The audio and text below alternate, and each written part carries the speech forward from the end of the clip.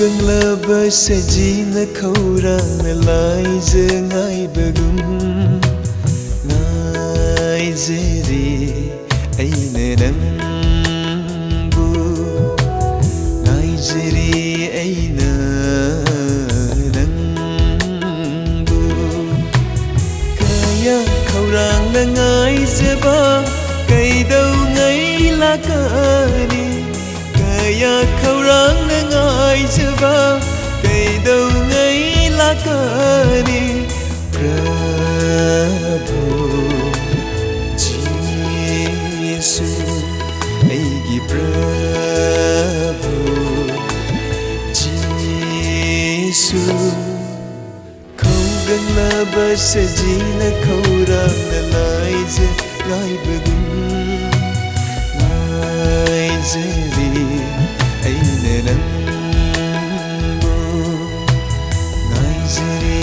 aina nangbu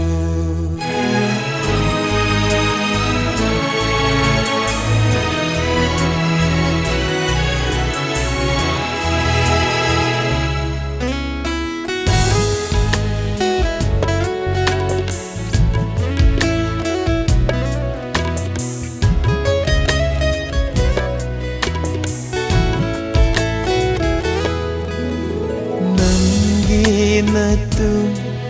injabada iralisi pirabasu nangi natu injabada iralisi pirabasu momonok na khakini Ninghanna balairoi aigi thamoina momonok na khakini Ninghanna balairoi aigi thamoina Naikini aigi Prabhu Jesu Khauganglaba sajina khaurangna laije ngaibagum ngaijeri aina nangbu ngaijeri aina nangbu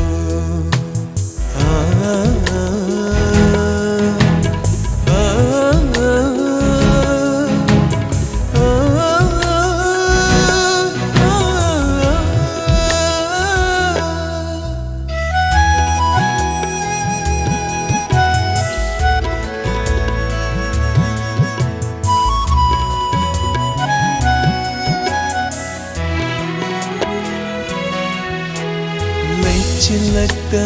lakani aibu lauba Magi matik magun galoina na Lai chilakta lakani aibu lauba Magi matik magun galoina na Thagat isai saktuna sargadut kayagan loinana Thagat isai saktuna sargadut kayagan loinana Ngaikini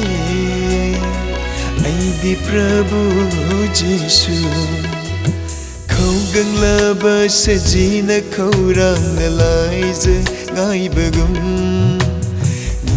ngaijeri aina nangbu